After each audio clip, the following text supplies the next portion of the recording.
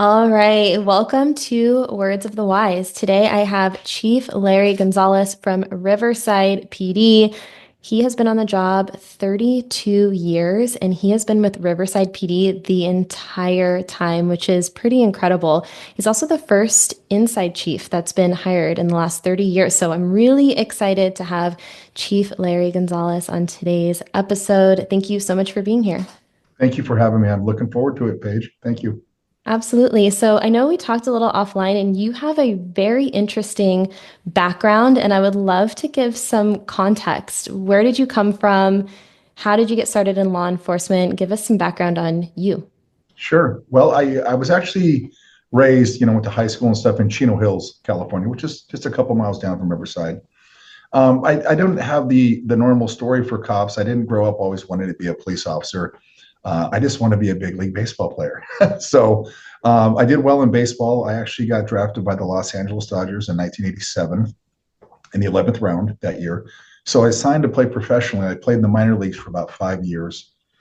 And then after getting released from the Dodgers, I played for Detroit Tigers for a half a season, and I got released from them.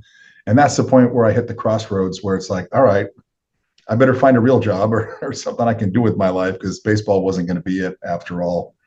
That's like the first crossroads, I guess you could say, of my life where I'm thinking, what am I going to do with my life? And my stepfather was in law enforcement. Uh, Old school cops, they don't really talk about, he didn't come home at night telling police stories or anything like that, but I knew it was interesting. And then when I dug into a little bit more, talking about the job itself, how it's something different every day. I looked at the correlation between playing sports and being a police officer. I'm like, wow, it's something different every day. It's the camaraderie's there with the troops. Um, I even teased about, I grew up in locker rooms my whole life playing sports. There's a locker room there. You get to wear a uniform. It just so many similarities, but most of the time it was just having something different and challenging to do every day. So joined the police academy and lucky enough to get hired here at Riverside PD in September of 1993. That's amazing. And I know you said that there's a lot of similarities between playing baseball and law enforcement. What are some of the things that you think baseball prepared you for when coming into this career? That's a great question.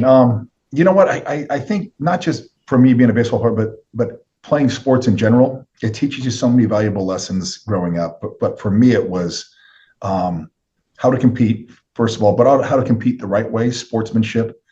I think the biggest takeaway you can get is learning how to fail. Mm.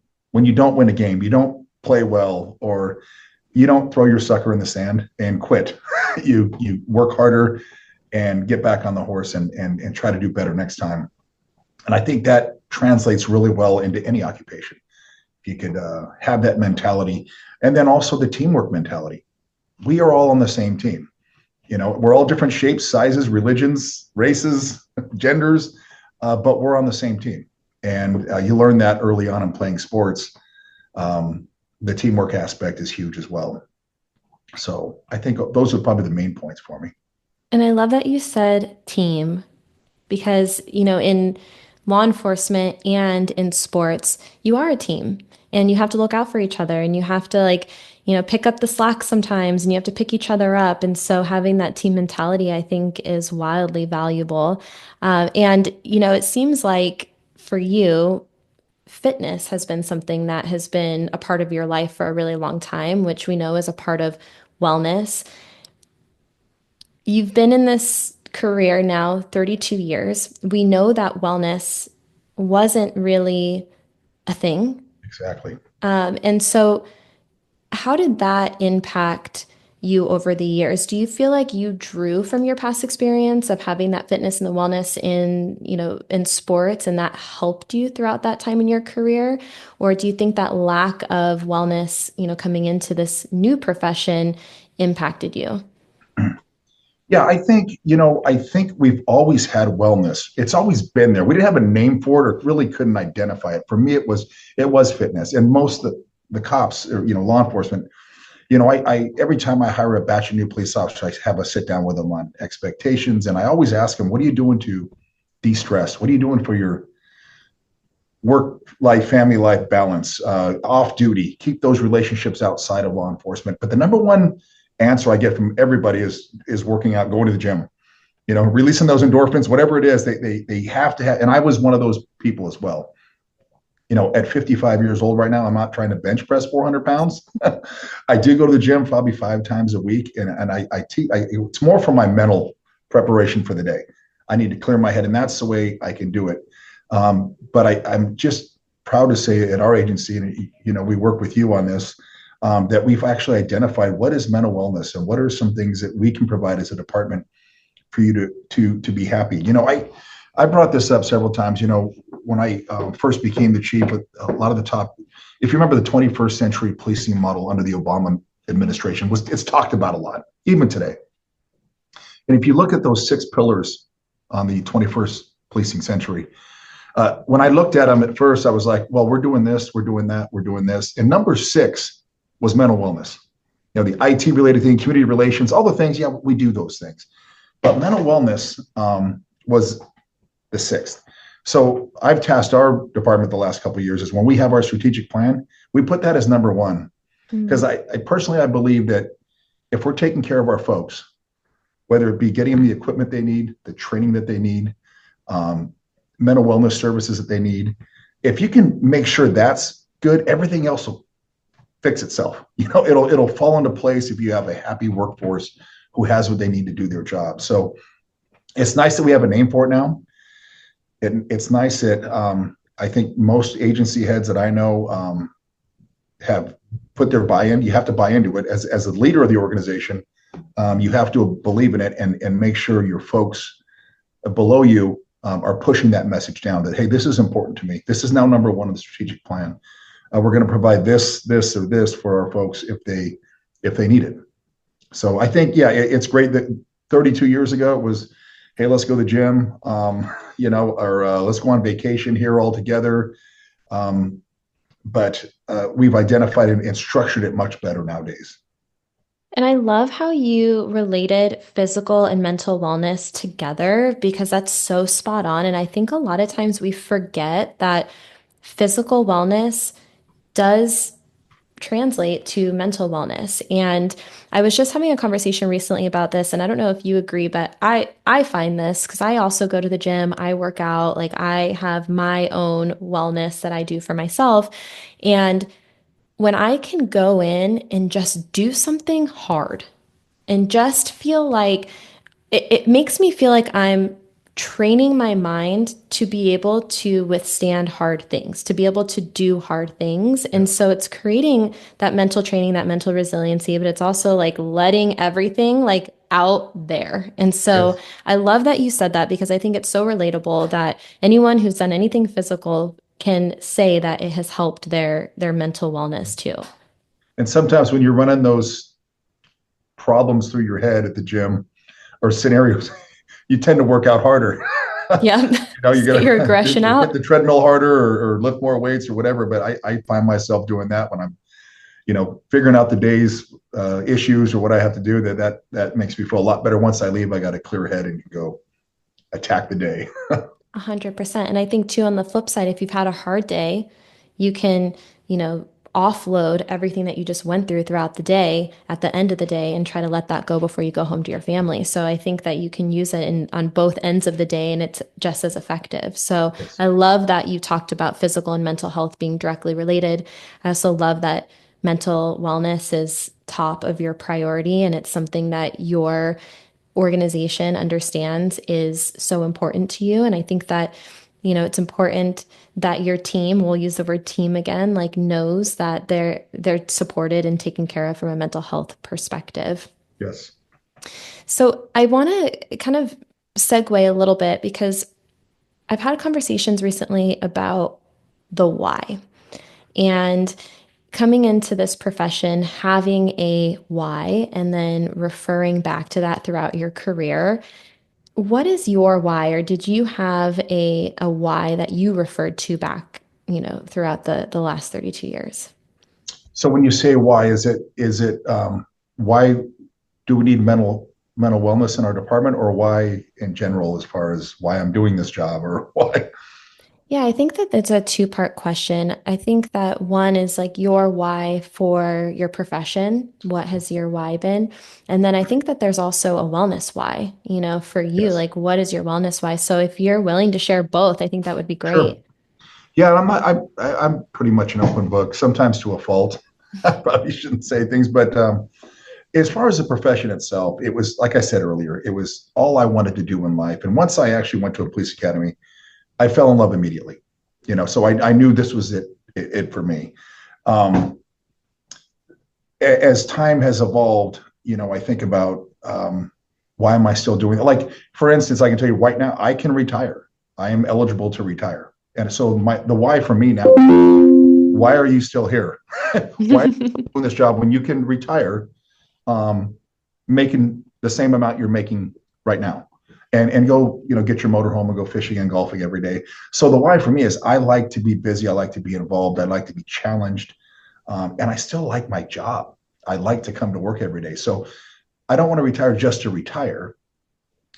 I'm sure that day will come where I'm like, attitude's everything, right? Like I get to go on a podcast with Paige today. Not that I have to do this podcast, that you've heard people say that. I still feel like I get to go to work every day. And if that day comes where it's like I'm dreading it or I just can't, oh, I can't deal with today's, events, then I might. So that's been the big why for me now. Um, as far as why I feel strongly about mental wellness is because I think in all this stuff I'm telling you, I know most of your viewers will know, and that stress is a silent animal. I worry about because I know what I've been through in my career, and I worry about officers self-medicating, not going to certain resources they could go to.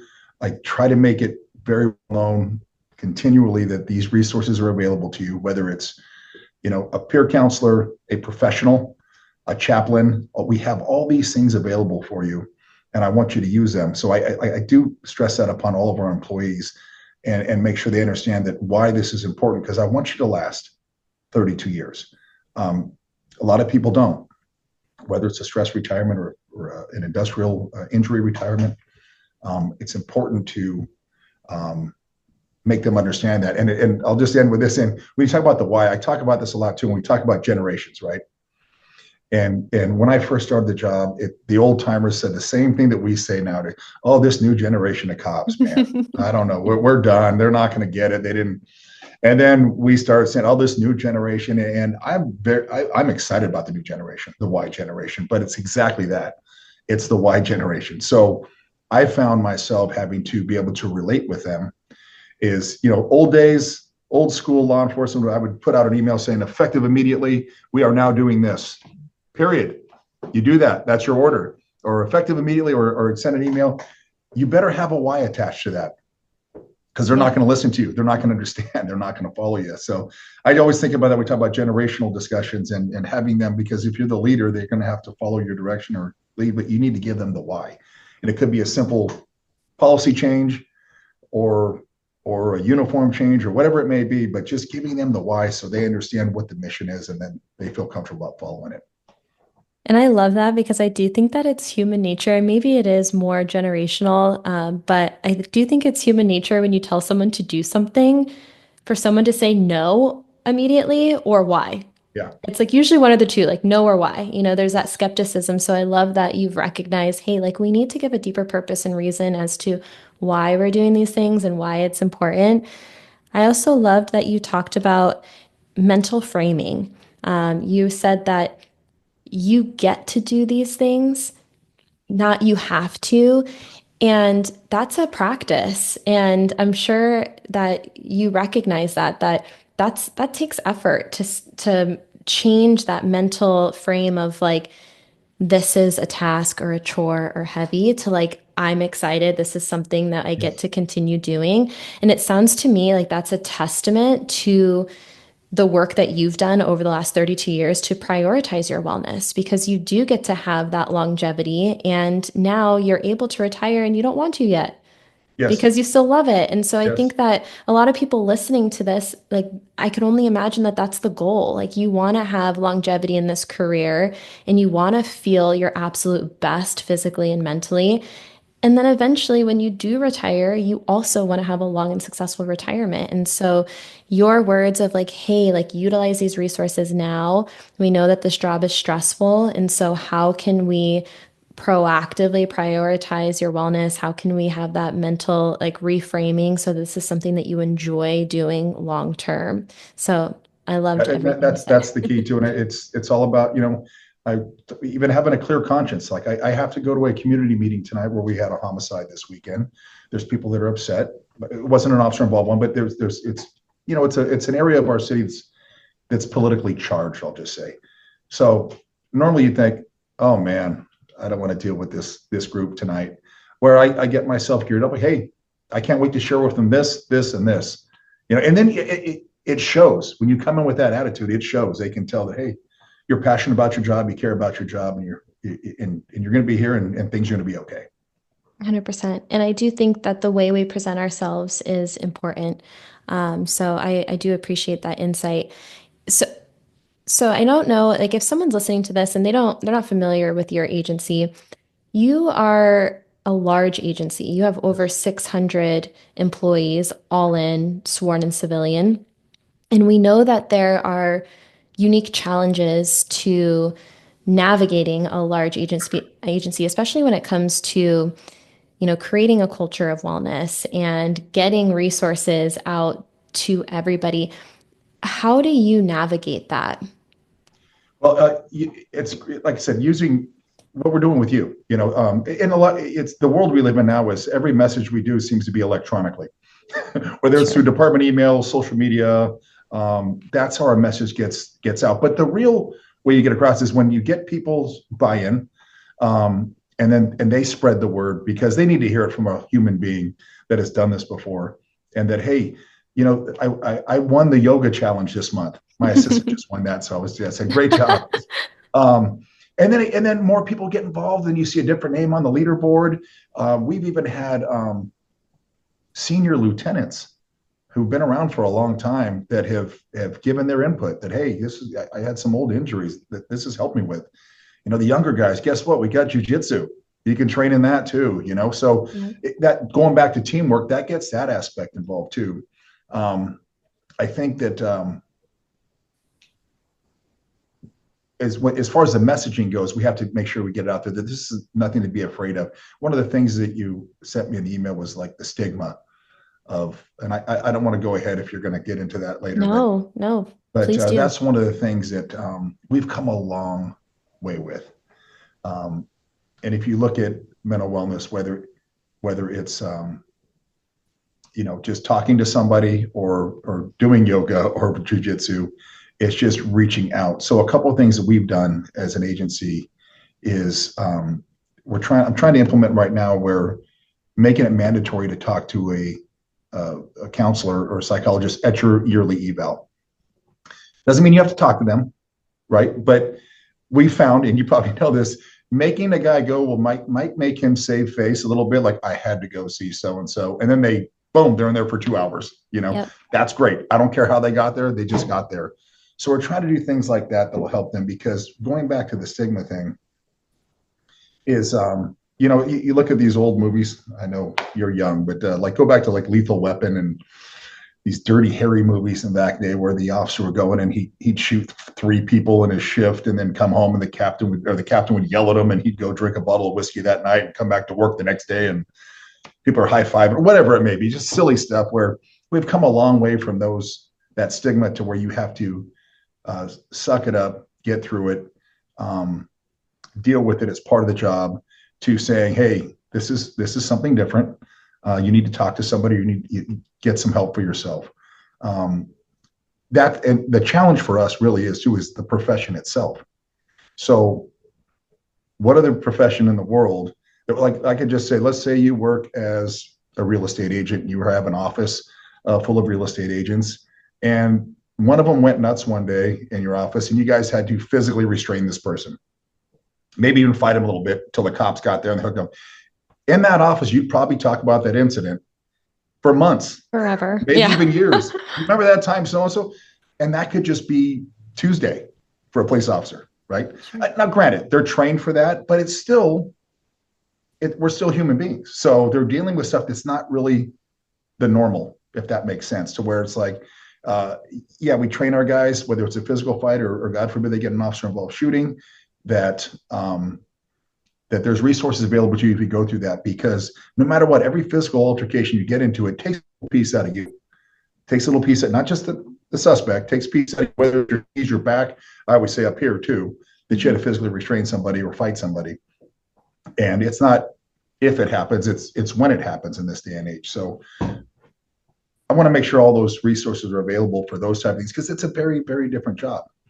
Yeah. And I can think of several incidents over our history that really rocked the whole department, and usually is centered around the loss of an officer, killed in line of duty. So that's when we really roll out the red carpet to make sure everybody's taken care of. That's the extreme. And it's like, well, no kidding. Of course you can do that. But it's also the guy who's going through a divorce, or the guy who lost his father or his best friend in a car accident or something like that. That there's so many different things that we want to make sure that we have those resources available. And there's so much to unpack in what you just said. So I'm gonna do my best to Okay, kind of sorry, touch on I everything. went on a rant there. I no, I loved it. And I think that one, like you said before, we've been working with each other for a little while, and you have done, from my perspective, obviously, like I'm outside looking in, but from my perspective, you guys have done such a good job in wellness and creating that culture. And I think you're exactly spot on. It's like you have to have people bought in who are excited about it. And when we run competitions or we do those things, like that's fun and people are engaged and people are telling other people about those things. And so I do agree that that is a great strategy to get people to buy into these things. And one of the things that I heard you say that I've heard a lot is talking about it and making sure that people understand that like there is not a stigma anymore, that you guys have worked so hard to create a culture where it is okay to need those resources and you have those resources available so that people use them. And we know that the first step is often the hardest step when it comes to new things. Like people, I think human nature is again to say like no or why for stuff, and it's hard to try new things. And having that ability to, go in and speak to someone once a year and having it as a part of a mandated thing, I think is great because I do think that that is that initial first step. That's the hardest. And like you said, like you don't have to talk, but at least it's there for you. And Yeah. there's solidarity because, everyone's doing it. And so Yep. it's not like, people are like, oh, he went in and did this or she went in and did that. It's like, no, we all had to do it and no one knows what happens behind closed doors. So I do love the strategies and the implementation of the resources that you guys have. And I do think that, you know, recognizing that it's not just the big things, it's the accumulation of little things and recognizing, like you said, when someone's going through a divorce, like reaching out and making sure you have resources. I love that because you guys are humans and, Yes. there's hard things on the job and off the job and making sure that everyone feels seen and supported as much as possible. So, and we know that it's harder with, larger organizations. I wouldn't say harder, but there's more challenges with like making sure that everyone feels seen because it's a bigger boat. But it sounds like you guys are doing a really great job. And the good thing about a large organization was we're a busy city, so there's more opportunity to provide services. Whether it Sure. is those small things. And that's a tough line to walk too. Honestly, Paige, in law enforcement is, where is that line to where I have to keep this open? I understand this. Mental wellness is key, but if you're a patrol officer and you saw two people dead in a car accident this morning, right? But staffing won't allow me to give you a next 2 weeks off to recover from that. So that's something we battle with. It's like, all right, we want to give resources, but at the same time, you kind of know what you signed up for in this profession. There's certain things we need to be able to be prepared for. So it's sticky when you come to that part of the conversation. We understand the big ones. You saw a dead baby, or you were an officer involved shooting, but Right. it's those ones that it's always a challenge. Like, hey, and a big one is dispatch.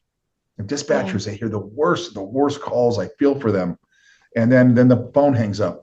Right, then they don't know what happens after that, or they hear they're delivering a baby or giving CPR over the phone. Those ones I want to make sure we always provide several resources for, because dispatch is huge too. Yeah. And I can totally see that. I mean, obviously you still have a job that you have to do that you've signed Correct. up for, but how do you also support wellness outside of that? So I totally get that. In your opinion, what do you think is the biggest challenge in wellness today? Like, is it staffing? Is it mental health, physical health? Like, in your opinion, what do you think is the biggest challenge right now? I think we've gotten past the stigma part of it. Yep. I'm not saying it may be a little bit of laziness if people don't want to get up and do it, but I think it's just the constant messaging we have to put out there. I'm not just saying sending out emails. I'm saying the messaging from our employees that have been a part of this to try to get more people to know that it's there and to do it, because a large part of this profession is like, I'm good, man. I'm good. I don't need this. And that's where the leadership comes in a little bit. I will sit down and talk to guys. Hey, there's nothing wrong with going to see a therapist. There's nothing wrong with talking to your pastor. There's nothing wrong with talking to a peer counselor, but just talk to somebody about it, because it's just going to fester. So I think getting the message out to folks to know that, hey, it's not a bad thing to go to this. Although I keep saying the stigma seems to be going away, but just to know, hey, it's simple, doesn't cost you anything, and I want to see you around for a long time. So go talk to somebody if you have to. And Yeah, it could even be, the professional help. I think I told you before we were offline, my daughter is a marriage and family therapist now. And I was talking about her generation. She's 25, and talking about whether it's college students right out of college. And, she gets some PTSD folks, which we deal with too. And it could be like the EMDR is a big training thing that people like to help them. Whatever works for you, take that avenue to get the help, but just know that it's there and it's at no cost to you.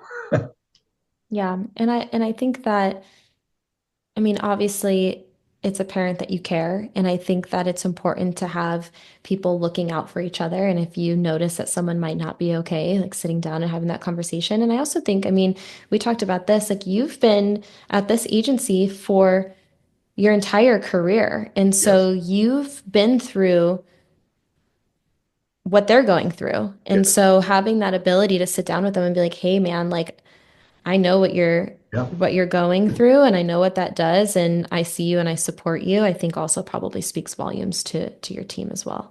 And also not to be afraid to be, I think humility is one of our core values. I changed that when I became chief. Be humble and let them know. What I also don't understand, which is something I did not have to go through, I will share that with them, and that's social media and how brutal people are. And God forbid they find out one of our officers' name who got in some trouble or something happened, and they just get annihilated. How does that not get to you after a Hmm. while? You say, "Oh, I don't read the comments." Yeah, you read the comments. We always say, "Oh, I don't read the," and I try not to, but I know that it gets them after a while. So that's another big thing that I'm seeing as another challenge lately is the brutal keyboard warriors that just and what's crazy is most times none of them are from our city. They're on some search engine that talks about police, whatever, and they take their opportunity to send thousands of horrible messages and personal digs at people and try to do research on them. So I worry about that as well, not just for their mental wellness, but their safety in general, which also goes to your mental wellness. Right. And that's so interesting you brought that up because I've never thought of that. Yeah, And it's bad. We're dealing with that. yeah, I've never thought about that. And I think that that's something that's going to progress. Obviously, social media is something that's not really going to go away anytime soon. And I think anyone can relate to that. I mean, if I get someone writing one nasty comment, I think that that would like Yeah, destroy my whole day. So yeah, I can see that as being an issue. And I didn't even think about that. it's like a bad Yelp review. And you're like out there doing your Yeah, best to, do your job and support the community and you're just getting attacked. Yeah, that's interesting. I and hadn't you, thought you of try that. to put in perspective, like they don't know you, and we kind of deal with that anyway in this profession. But when you get hundreds or thousands, it just gets to the point where I try not to feed into that and try not to believe any of that. For sure. But it's tough. It's difficult. Yeah, for sure. I get that. Okay, so I know that California is leading the charge. We know this. Like you guys are very progressive in California. I think that the rest of the country kind of follows your lead when it comes to wellness and initiatives. And I think the whole, west side of the country is kind of leading the charge, and everyone kind of looks up to you guys. There are a lot of agencies that I talk to in other parts of the country who don't have a wellness program at all, maybe don't know where to start. And, funding can be an issue. And so, for other leaders who are listening to this, what would your advice be for starting a wellness program? If there were like maybe one or two things that you're like, start here, what would you recommend for someone who maybe isn't as, far along in the wellness program as you are? Yeah, that's a good question. And like I said, this would be a social media thing again. Whether I know if you go on LinkedIn, like after I'm on this podcast, I'll probably get 700 LinkedIn things regarding this, I'm sure, or whatever it is. But I would say for local leaders, like right now, I'm on our executive committee for California police chiefs. So that's all the California chiefs. And we meet regularly, and every police chief, 333 of them in the state of California, gets, if not every other day, weekly emails on whether it's legislative updates, policy updates, but we filter a lot of the wellness programs through that as well. So try to identify one of those, and usually that'll come with a tag that says, for yours page, it'll say, I also work with the Riverside Police Department. I'd be happy to say, hey, check this out. We use it, because that's the first thing we do. We're going to verify it. Hey, Sure. how's this program? Oh, it's too much money. It's not worth it, right? Or this Yep. one's great. It's cheap. And what I found is they're all relatively reasonable. And if you look at our state, they're not afraid to spend money on this, which is good. And as a police chief or a sheriff, if you go to your council or county board of supervisors and ask, hey, I need funding for wellness, they're not going to say no. So it's just finding, which one works better for you, but be proactive in doing that. Find out all your neighborhood agencies. You're exactly right. I think at our age, well, everybody does this training. No, they don't. I think the average police department in the United States has 20 police officers. So there's a lot of those small agencies up and down the state that think that they can't afford a wellness program or never even thought about a wellness program. They might go to a conference, and you guys are always going to present at a conference. Every conference we go to, there's several wellness discussions. So they'd have to be proactive in looking for what fits for them. But I almost guarantee that there's not a council or a county board that would deny funding for that, as long as it's reasonable for your budget, that would help you get through that. And then, as a leader, you can also, I make it a point to make sure that we find the funding for it. We had the CARES Act in California, which gave out millions and millions of dollars to people for this. And we had our chunk of change, but it's going to be done next year. So we're already budgeting now to, hey, we need to keep this going. Look at how valuable it is. So when I go to council, I'm going to say, of course, I'll come with stats and a pretty PowerPoint, say, this is what's helped us get through this. And we need to continue this funding.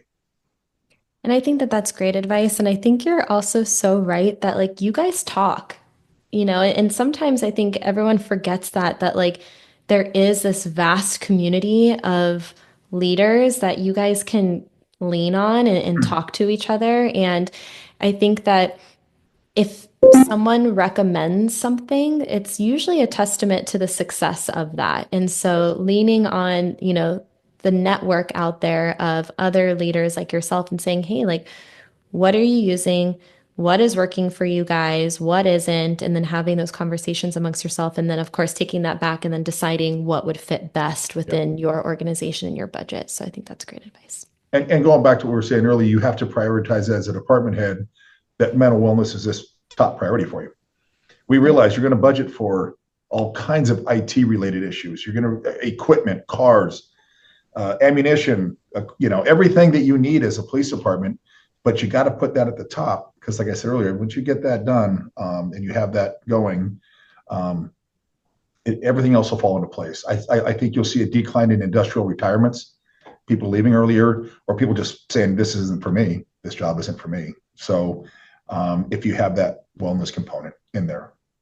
100%. And one of the things I've been hearing, and I don't know if you can relate to this, if you've seen this internally with your organization, but I've been hearing from other leaders that actually prioritizing wellness has not only, helped for early retirements, but it's also helped with their recruitment and it's helped with their retention from people like lateraling, and they're like they want to stay there. And I've heard that some agencies are hiring people who are taking pay cuts because they have a robust wellness program. Have you seen anything like that internally? It's spot on. You're exactly right. And we have a steady stream of laterals that come over, and you're not going to get rich from going this agency to that agency in law enforcement. It's not like, I mean, there are some tough times where some agency might pay a lot more, but when I bring them over here, I can't remember ever hearing the last time they said, "Man, you guys pay really good." It's Right. not that. It's the working conditions. It's the equipment you have or the opportunity that you might have. Hey, you can come to our department. You can be a canine officer. You can fly helicopters. You can ride motorcycle. All these cool things you might want to do. But that's all fine and dandy. But if we're not taking care of them when they first get here as a patrol officer, they're not going to be interested. That's not going to be attractive to them. Right. So yes, I totally understand what you're saying. I've heard that too, where we get people, that'll come or go to other agencies, not leave our agency, but agency to agency because just of the working conditions. And I think, although they might not say it's because the mental wellness program that Riverside PD has, that's a huge part of it, is why all these other things are working so well. Yeah, 100%. And I think that that's huge, especially now because we know that, recruitment is really hard and, staffing issues are still really relevant. So making sure that you keep your people, feeling supported and as Yeah. healthy as possible. So I don't know if I explained this to you before, but one of the reasons why I started this podcast in the first place is because I was having so many conversations with leaders like yourself who would always give me these like cautionary tales that were like, man, I wish I would have known this earlier in my career and it would have, saved me two shoulder surgeries. Or like, man, like if I would have known this, maybe it would have like saved a marriage. And there was always like, maybe it would have XYZ. And it was like, I wish I would have had these resources earlier, or I wish I would have known this, or I wish I would have listened to advice that I was given earlier and I Yes. didn't.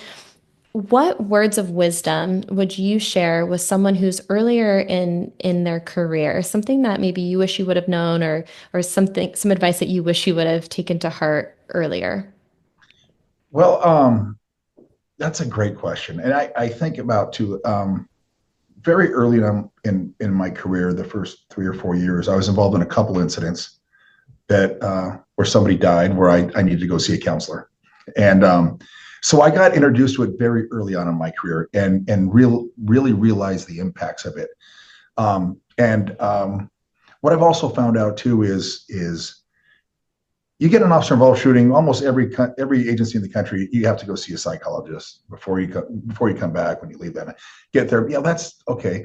But what I've also found out, it's not always those situations that really hurt somebody. So what I would tell them is I wish I would have known that now. Like, hey, you get an officer involved shooting, you're going to see the shrink, and then you come back to work, right? That's it. You don't ever have to see it again. That's the only time you had to see a psychologist was during that time.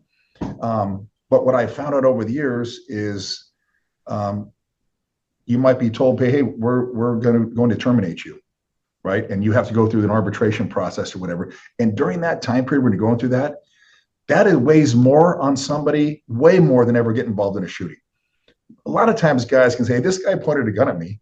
I shot him because I didn't want to get killed. I can sleep at night. I'm good. I did the right thing. Mhm. But it's those ones where you're going to lose your livelihood, your job and we've implemented that years ago. I made sure we do that. When we put somebody on administrative leave, we don't know if they're going to terminate them or not. That's a life-changing thing for them. Because I would say mostly males put so much into their livelihood. That's their identity. If I lose my job, I am nothing. Not just as a person, I can't identify as a cop, but I might not be able to provide for my family. That's a huge amount of stress. So in order to avoid those type of situations, getting involved in a program like this might help you tremendously. And it's not just the big things. I wish I had known that because of course, 32 years, I've been through a lot of things, personal and professional, that I did not reach out. you know. Yeah. So I share. I'm not afraid to share that with them. If I'd have known this, maybe this wouldn't have happened in my life. And I also tell the young guys, I go, there's always a series of there's things called before and afters in your life, right? We all know. At my age, you have like 6 or 7 of them. At your age, you might have 3. But it was like, hey, before my mother died, after my mother died. I told the young guys, you guys all have a before and after, before the pandemic and after the pandemic, right? You've lived through one for sure, but it's always how you deal with the after is what's going to dictate which way you're going to go in your life. And offering these services and let them know that if I would have, there's some things I could have done differently would have been better off for me if I would have seeked out the help I have. And don't be afraid to do it. I was talking to my sister about this, who does a lot of this. She's in sales, but we were talking about. She goes, "Yeah, well, you can even talk about Tony Soprano, who's the mob leader, but he's going to a therapist all the time. So even it's totally taboo, right? That's kind of a way off example, but." As a chief to say, hey, I go to therapy, I can tell them that, and then all of a sudden it's okay, you know. Right.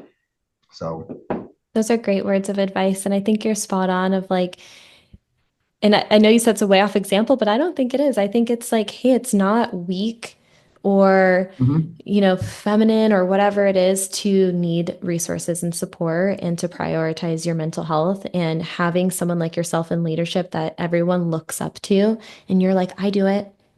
Now Yeah, they're like, well, Chief does it. yeah, So it's okay for me to do that. And I yeah, think those are great words of advice and a great reminder to everyone that, like, if and when you need resources, take advantage of them. yeah. Your agency is providing them for you for a reason, and it's not stigmatized and it's there for you. And, everyone is rooting for you to have a long and successful career. So, And do it before you're supposed to do it, or you feel like you have to do it. Do it early on. Just it could be something minor. It's like us with community relations. Build those relationships in your community.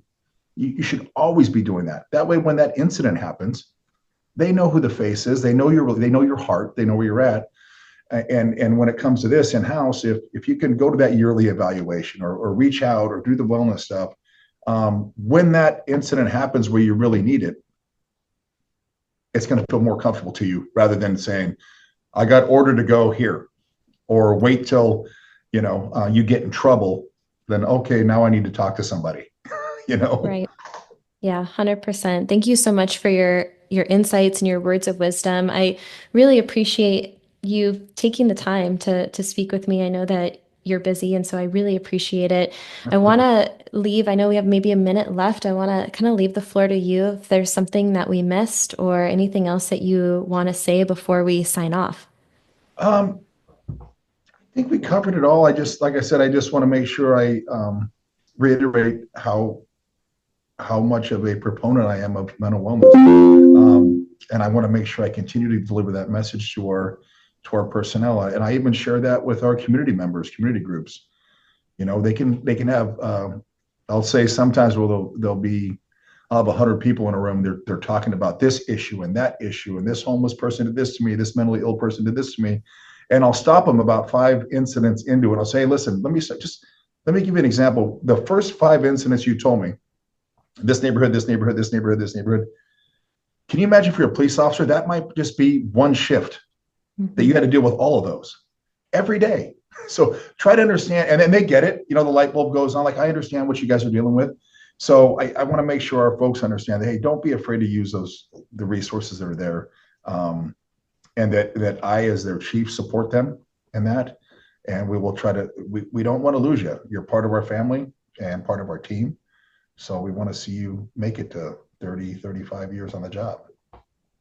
Well, thank you so much. I really appreciate you being here. It's been an honor, Chief Gonzalez, and I look forward to continuing, our work together in the future. And thank you for your time. No, thank you for having me on. I appreciate it. Of course.